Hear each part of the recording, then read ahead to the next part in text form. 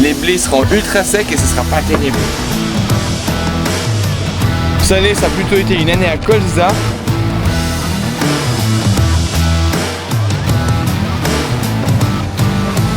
Et de la terre avec la paille, ça fait pas bon ménage. Plus de filet, comment je fais moi? Ça va pas bien, je crois que j'ai mal mis le filet.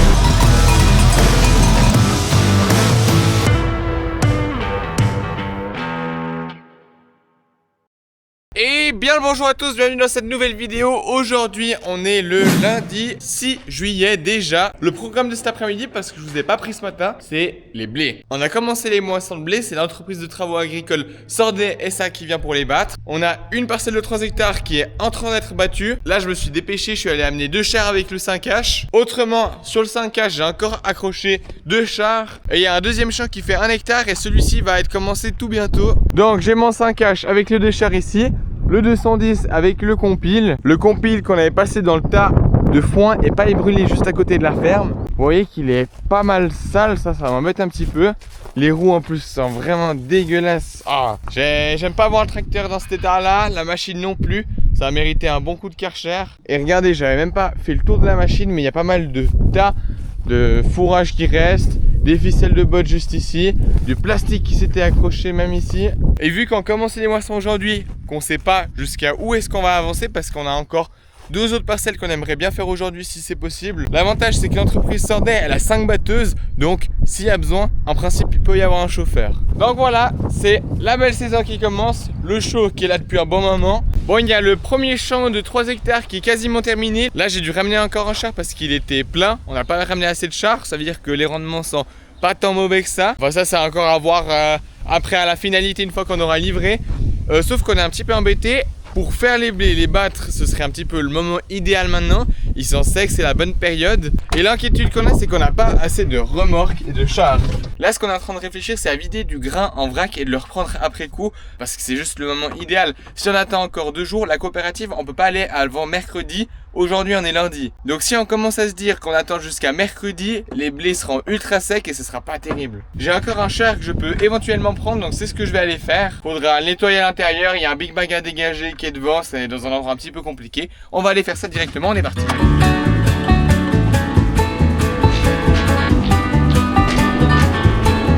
Voilà le char en question. Char qui n'a pas été utilisé depuis un petit moment, il n'est pas très propre à l'intérieur. Un char reste un char, ah ouais, il est vraiment très sale. C'est l'occasion de lui donner un petit coup de balai. Et ce char en question, il est stocké dans cet endroit juste ici. Et puis je me disais si on peut mettre peut-être une benne en attendant, mais en fait ça m'a pas l'air terrible parce que là il y a un bout de bois qui est un petit peu cassé. Et après pour accéder ici avec la benne, je pense que ça passe, mais à 5 cm de chaque côté, ça m'embête un petit peu. Au pire, on a un autre hangar là où on met un petit peu toutes nos machines, tous les tracteurs qu'on pourrait utiliser. Mais par contre, on n'a pas de cadre pour contenir le grain à certains endroits. C'est-à-dire que ça va s'étaler dans tout le hangar. C'est bon, les vaches ont terminé la traite. Bon, la petite parcelle de 1 hectare là-bas est terminée. Il y a un char qui est plein. Maintenant, moi, je m'en vais à la ferme pour aller chercher le char que je suis allé sortir tout à l'heure. Je vais l'amener à la parcelle. Ensuite, j'ai la vieille vailla que je vais aller amener. Et je suis en train d'hésiter si tout d'un coup, je fais aussi la paille ce soir. Ça veut dire que je devrais décrocher la vailla au champ. Donc, je sais pas encore, sachant que je dois aussi préparer la presse. Mine de rien, il est déjà 19 h, mais si je bottèle pas ce soir, je bottèlerai demain matin.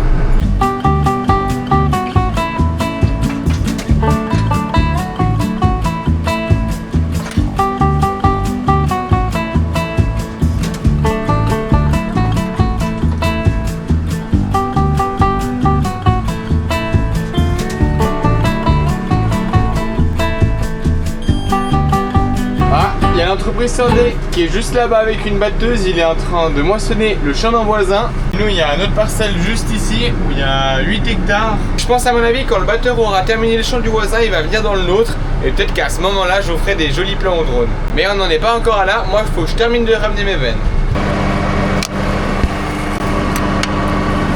Ah, ça fait quand même une jolie parcelle. Là, ici, il n'y a rien de commencé. Et puis dans la grosse vailla, voyons voir ce qu'il y a. Il y a déjà une bonne partie, ça fait à peu près une moitié de benne. Donc je pense qu'en ramenant la vieille vailla, à mon avis on devrait avoir assez. Les rendements en blé là cette année ils sont pas forcément incroyable, c'est pas la meilleure année. Cette année ça a plutôt été une année à colza. Mais chaque année a un petit peu sa spécificité en fonction de la météo. Cette parcelle qui est un petit peu découpée en deux. Il y a un blé derrière betterave qu'on avait semé là. Et ensuite on a continué avec la même variété de blé, mais au mois de novembre. Et puis là quand on a semé, je sais pas si vous vous souvenez, c'était Trempe de chez Trempe. On est content d'avoir autant de blé parce qu'au printemps on voyait même pas du blé partout. On voyait que à certains endroits. Finalement ça a quand même donné le tour, mais il y a pas mal de régras, c'est un champ très sale. Et l'année prochaine sur l'entièreté de la parcelle il y aura un colza. Ça fait qu'on va le semer dans pas si longtemps que ça. Puis là on a quand même des beaux andins de paille. On voit quasiment toute la tige de blé. Et encore là c'est la fin de journée mais il fait super chaud.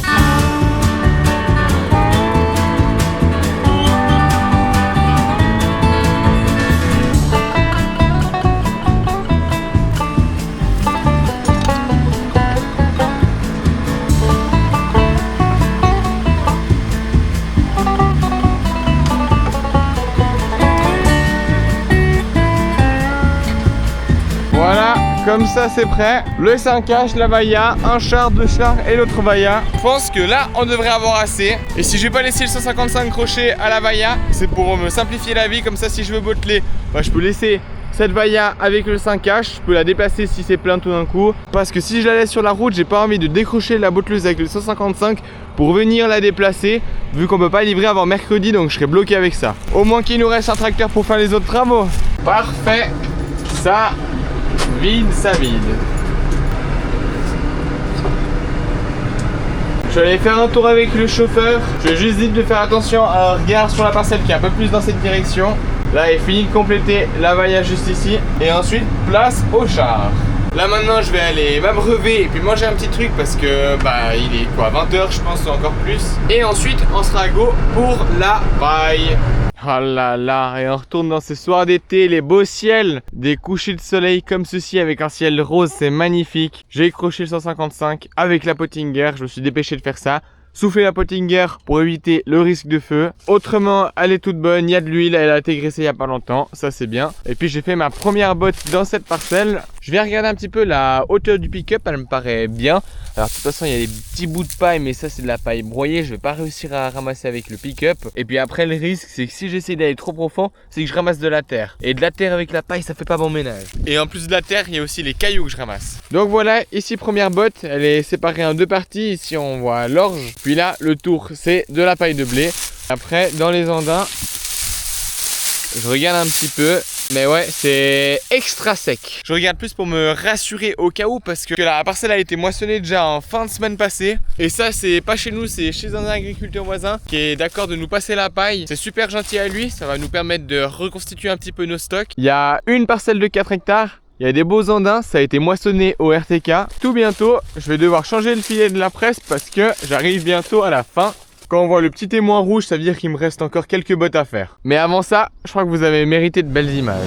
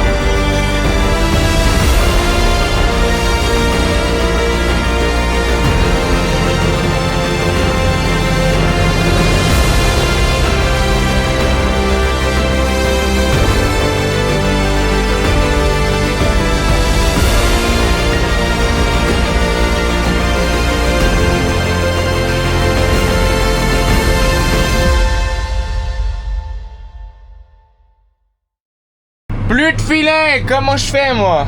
J'ai encore fait 5 bottes depuis le peu de filet qui me restait. Et puis maintenant, va falloir se salir. Pour ça, petite paire de gants. Hop là. Santé. Mon filet est de ce côté. Et place au changement.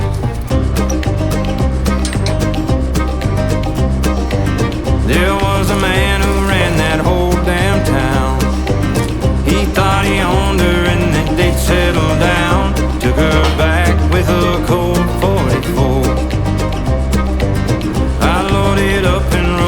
8 minutes pour changer le filet tout seul. Je trouve que ça va. Ça pourrait être plus court, mais à mon avis, le problème, c'est pas la conception de la presse, c'est le gaillard qui change le filet. C'est bien fermé. Là aussi. Et gaz en grand Jean-Pascal. Cette fois-ci, j'ai straté un petit peu. Je me suis dit, vu que je vais passer un moment dans les champs, je vais prendre l'eau du bidon. Et ça, très important, parce que dès que tu viens changer un filet, je peux te dire que t'es un petit peu chaud. J'avoue que je suis quelqu'un qui prend presque jamais de l'eau dans les tracteurs. Très rarement, sauf si je sais que je vais faire une journée non-stop. Mais vu que je prends pas d'eau avec moi, je m'arrête à la maison et puis je perds un petit peu de temps. Et puis je dois me parquer et puis c'est un petit peu... Voilà. Bref, maintenant que j'ai changé le filet, j'ai tout remis comme c'était avant. J'allume la prise de force et je vais relancer pour un liage. Mon liage a foiré. Je retente.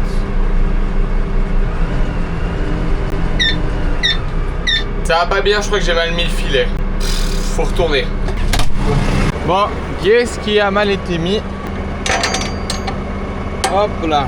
Normalement, ça devrait être bon. Allez, start. Allez. Oui. Non. Je crois que changer le filet de la presse, c'est pas un truc qui est fait pour moi. Quand je suis avec mon papa, ça se passe super bien. Quand je le fais une seule fois tout seul, ça merde. Oh, et en plus, j'ai oublié de descendre l'échelle. Je vais devoir redescendre un coup. Mais pas avant que le filet soit mis en route. Allez, mince pour ce filet, ça m'énerve. Ah mais je crois savoir, le problème c'est que j'ai fait un nœud au bout. Ah mais en fait je crois que je suis vraiment stupide. J'espère que c'est ça, parce que si c'est pas ça, alors là, je sais pas. Toujours le couteau suisse. Regardez, je vous parie que c'était ça le problème.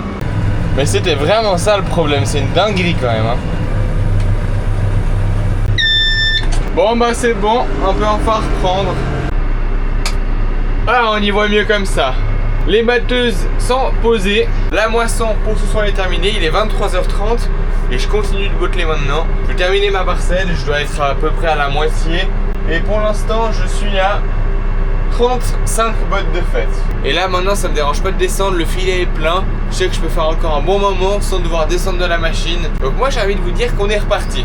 Le tracteur est juste là-bas. Il est bientôt minuit et demi. J'ai terminé la parcelle. Tout s'est bien déroulé. C'est agréable encore ce soir parce qu'il fait assez frais. Bon bref, moi j'ai rien d'autre à ajouter. Je vous dis bonne nuit et à demain. Et bien le bonjour, aujourd'hui mardi 7 juillet. J'ai repris mon ensemble de compétition. Bottinger et 155. Et je me lance cette fois dans notre paille chez nous. Paille de blé, parcelle qui a été moissonnée hier. Je vais juste regarder un petit peu les indices que ça donne. Mais de toute façon c'est archi sec. Bon, je vais pas plus m'attarder sur les réglages parce que tout est déjà bien réglé sur la presse. J'ai ma machine de prête et puis je vais continuer. Mais qui c'est qui a mis une botte sur mon andin? Ça va pas, ça c'est pas du bon boulot. Bon, ça va qu'elles sont pas trop lourdes et que je peux les pousser. Et puis par ici il y a une botte que j'ai merdé. Je sais pas, je crois que je vais pas laisser tourner assez longtemps le filet. Ou bien qu'est-ce qui s'est passé? Parce qu'on dirait qu'il y a deux couches de filet partout sauf ici. Ou comme si le filet il s'est mal réparti, qu'il y a tout sur les côtés et pas grand chose en haut. Donc en fait je pense pas que c'est de ma faute à mon avis. Voilà, vraiment une sale tranche celle-là. En fait j'ai fait un peu le tour de la botte et elle a un trou uniquement ici. Je vais regarder, je vais pas la défaire et la refaire parce que j'ai la flemme. Et aussi parce que peut-être d'un coup on pourra l'utiliser. Bon, je sais plus très bien ce que je disais, je me suis fait couper par le téléphone. Mais peut-être que cette botte de paille on pourra l'utiliser pour pailler les veaux directement. Et au lieu de m'embêter à la défaire, à la reprendre à la presse, je me dis elle est pas trop foutue pour qu'on puisse la prendre avec le grappin. Et puis ça ira très bien comme ça. Bon, il me reste encore un bon bout de la parcelle. Il me reste en tout cas toute la ligne jusqu'ici. Aïe aïe aïe hein. Ça fera un total de 20 bottes pour la parcelle, c'est pas mal. Et bien le bonjour, aujourd'hui mercredi 8 juillet. Déjà, ça fonce. Aujourd'hui j'ai fait le plein du tracteur, fait le niveau d'huile de la presse, soufflé la presse dans son entièreté pour éviter les feux. J'ai remis le compteur à 0. Donc j'ai envie de vous dire que avant de commencer, on va regarder si le fourrage est sec. Parce que dans la parcelle où je me situe, il y avait un petit peu de luzerne qui restait. Et le peu de luzerne que je vois, elle est sèche de chez sèche. Non mais c'est bon, de toute façon il n'y a rien à faire, voilà. C'est plus que sec, même la luzerne qu'il y avait, elle est sèche autant que la paille. J'ai aussi rechargé les filets sur la presse, j'en ai 2 qui sont prêts. Fait le plein du tracteur, je sais plus si je l'avais dit. Puis moi j'ai envie de vous dire autrement qu'on est parti. Hop là, première parcelle de terminée. 74 bottes sur 3 hectares. On dirait pas comme ça parce que les andins ils sont tout petits, ils sont tout serrés, mais il y a quand même un petit peu de quantité à l'intérieur. Direction la deuxième parcelle qui est juste à côté. On est parti. Ah là c'est quand même une paille bien différente. Ici dans cette parcelle on avait un beau blé. Il avait quand même des grandes tiges et on voit que les andins sont un peu plus gros que les autres parcelles. Je pense que je vais faire 20-25 mètres et je vais sortir à chaque fois une botte. Plus de filet, terminé. Oh, j'ai trop le seum parce qu'il est 11h52. Je me suis dit ça va bien, je vais aller manger, mais il faut que je change le filet avant d'aller manger. Et je préfère le faire avant midi, il fera toujours plus frais que début d'après-midi. Là ce sera vraiment l'enfer. Je vous avoue que j'ai un peu la flemme. Et si je me donne un coup de bâton maintenant, c'est pour mon bien par la suite. Donc let's go.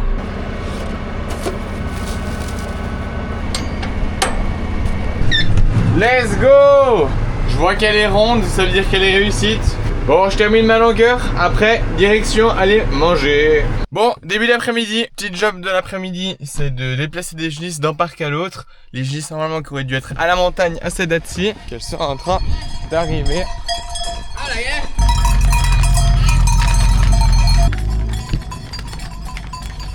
Ça fait un petit troupeau à déplacer dans le village, c'est sympa. Le parc est juste ici, il y a de l'eau et on a mis un abri-balles parce qu'il n'y a pas grand chose comme fourrage dans la parcelle. Du coup on va compléter un petit peu leur ration avec du fourrage écologique. Enfin le foin du 15 juin. Hop là, on enlève les piquets temporairement placés. Comme ça nous permet directement de guider les genisses sans devoir être 37 personnes pour les déplacer. Hop là. Bon bah c'est assez rapide à faire quand tout est préparé. Bon, reprise de la paille. Là il y a deux voisins qui sont en train de battre. Une TX et une 2 Sphare juste là-bas. Il fait chaud dans ce tracteur. Bon, on est reparti.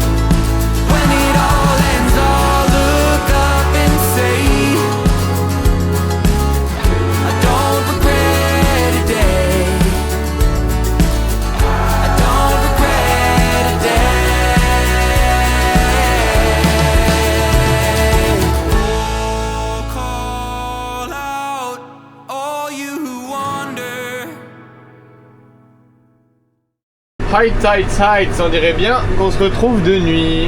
Bon, ce que j'ai fait depuis, je vous ai pas du tout repris. J'ai dû avoir des cailloux qui sont passés quand... Oh déjà, ça se remplit vraiment beaucoup trop vite cette presse. Tous les 25 mètres c'est une botte. Là dans cette parcelle c'est le rêve. Je suis retourné à la parcelle où j'étais avant. Entre temps j'ai fait deux autres parcelles. Celle d'un voisin qui nous passe sa paille et puis la nôtre qui est entourée de villas. Et en fait entre temps je suis rentré à la maison parce que j'ai les lames du pick-up qui étaient un petit peu décalées et du coup ça frottait avec les dents. Je pense que j'ai dû choper à mon avis un caillou et j'étais mal outillé sur le champ pour pouvoir faire quoi que ce soit. C'est pour ça que je suis rentré à la maison, j'ai fait ce que j'avais à faire, j'ai soupé, j'ai fait le stock d'eau dans le tracteur parce que je suis à sec sinon. Et moi je vous dis que la paille on veut passer un moment à ramasser tout ça. Dans la parcelle où je suis actuellement, quand je me suis arrêté j'étais à 122 bottes et c'est pas terminé, il reste encore la grosse partie avec beaucoup de paille. Ici on a des gros ondins. Je trouve que cette année, niveau paille, c'est un petit peu la décadence.